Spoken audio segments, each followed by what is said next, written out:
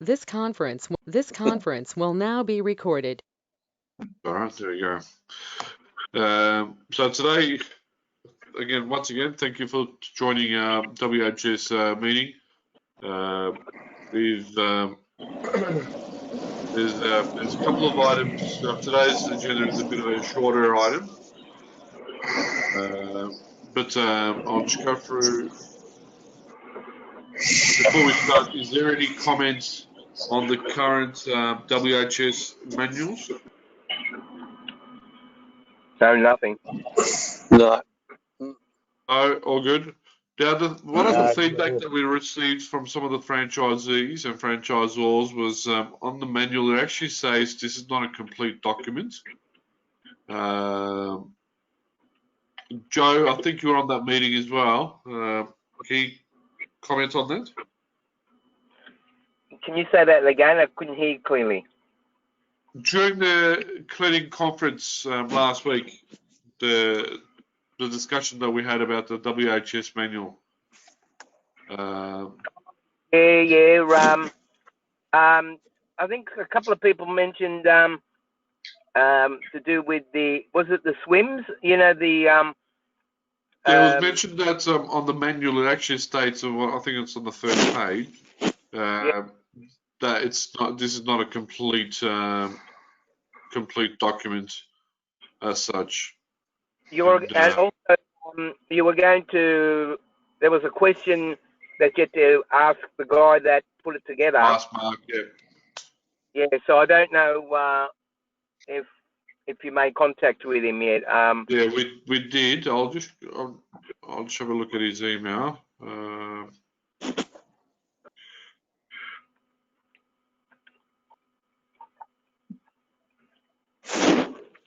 Sorry, guys.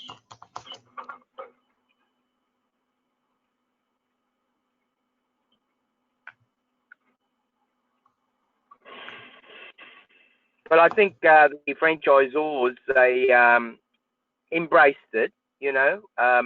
Some might have had a little bit of reservation, you know. People have different expectations of what they might think of what, you know, the manual should look like, you know.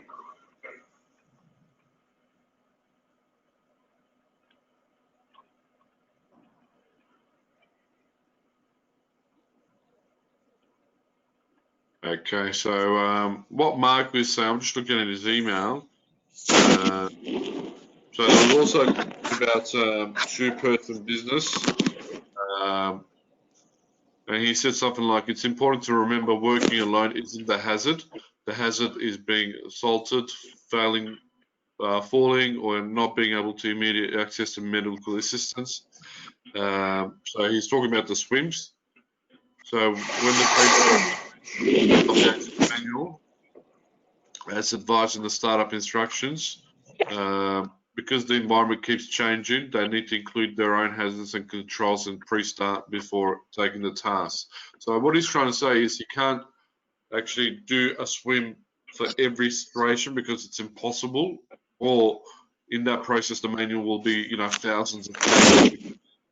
The franchisees still need to take ownership because not every task, not every job will be the same. So if they need to do their own swims, they'll need to do that before starting the job. Yeah, it depends on the, you know, they got to look at on a case by case. Like you might go to one customer and they might have, and you sort of make up what you need for that customer, and whatever you have for another customer, you might not need all the different types of swims that all the statements. You know, I mean, you could have for every single thing, even if it had for a you know, how you do a clean an ashtray. You know, not necessarily you need to do that for a different customer, you know. So you wouldn't need it. You'd only put what you need to give to that customer. You wouldn't overload them with all your statements. You wouldn't give it all to one customer. All of a sudden they say, "What's all this?" You know, because there'd be certain things wouldn't be relevant for that site. You know. Yeah. Yeah. Yeah, site specific. What was that, Ian? Site specific for all jobs.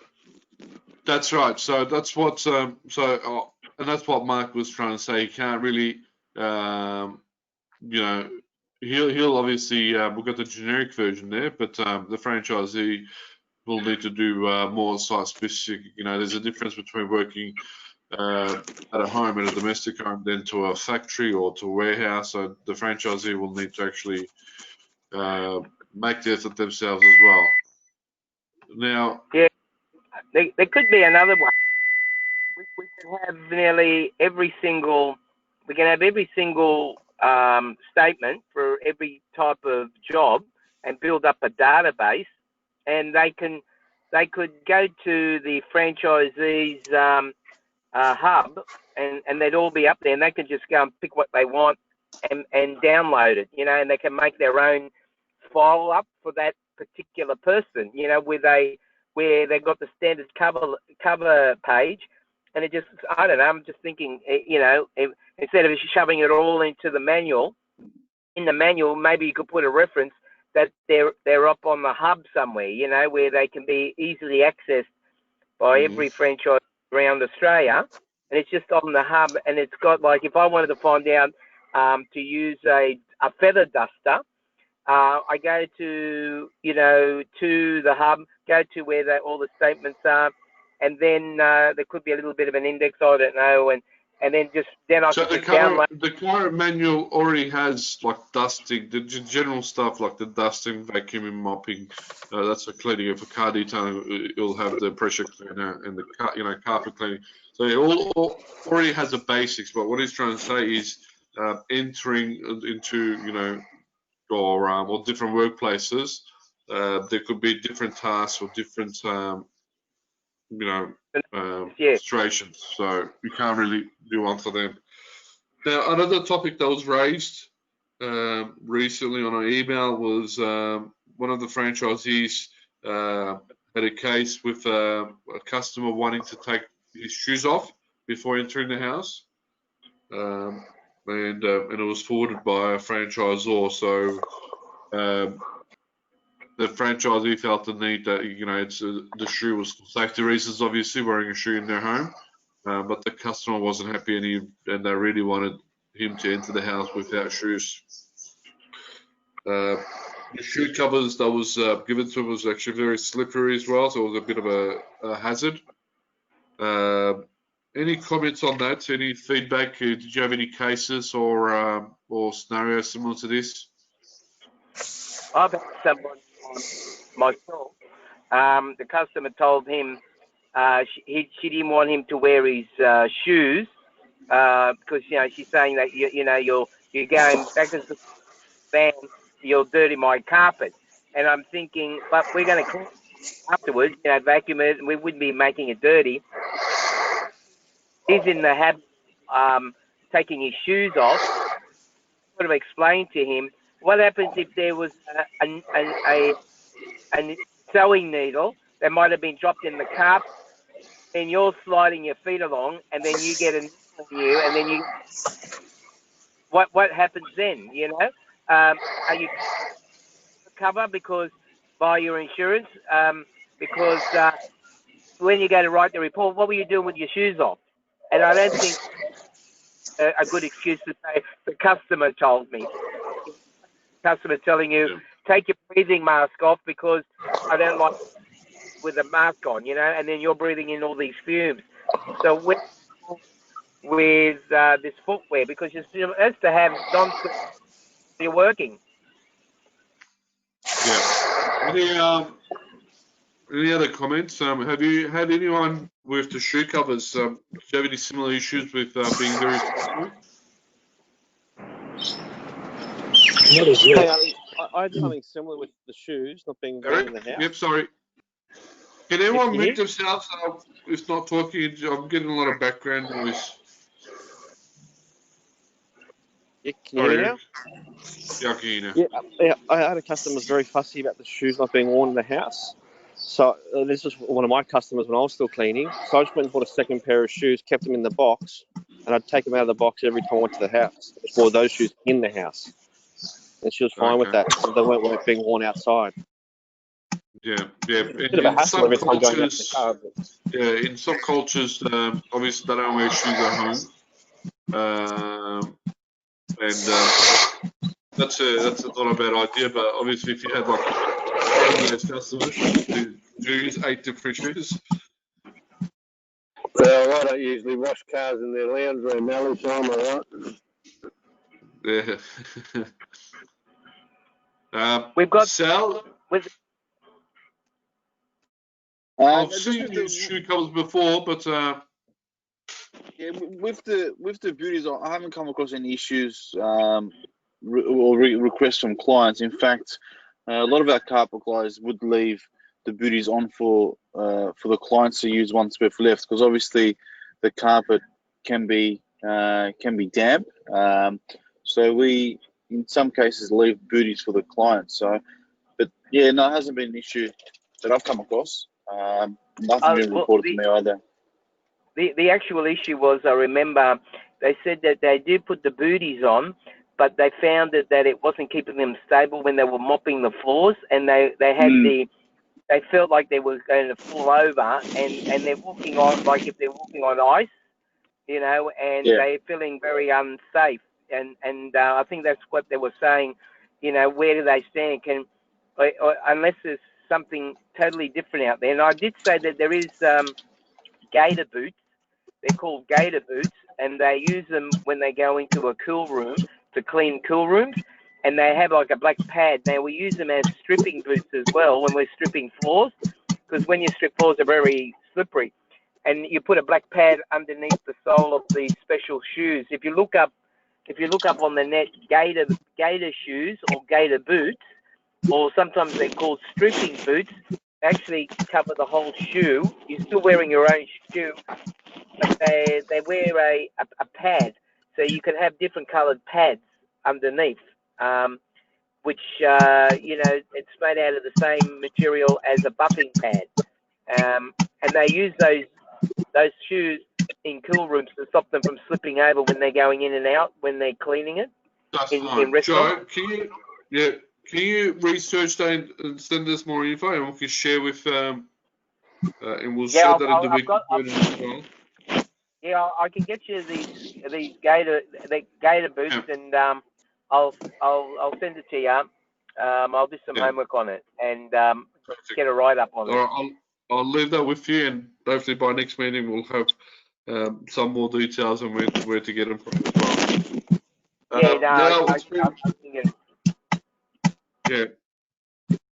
Obviously, with COVID-19, we're getting a lot of franchisees and franchisors being requested for a COVID safe plan for their business. Now, it's a requirement for some of the states.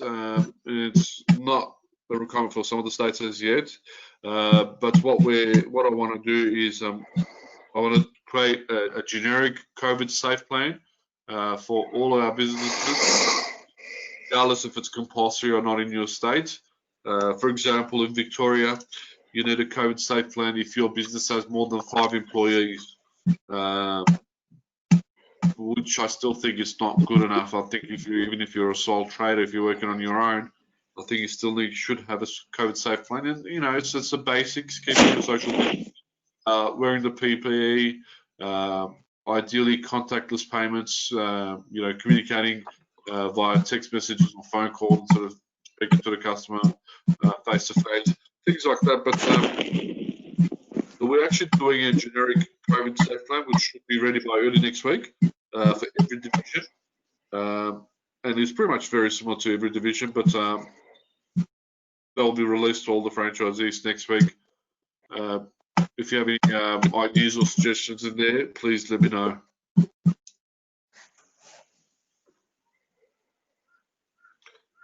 All right. Now, the only thing that's outstanding at the moment is the WHS manual for car detailing. for windows, blinds, and carpets. I can see Marcus completed cars and carpets.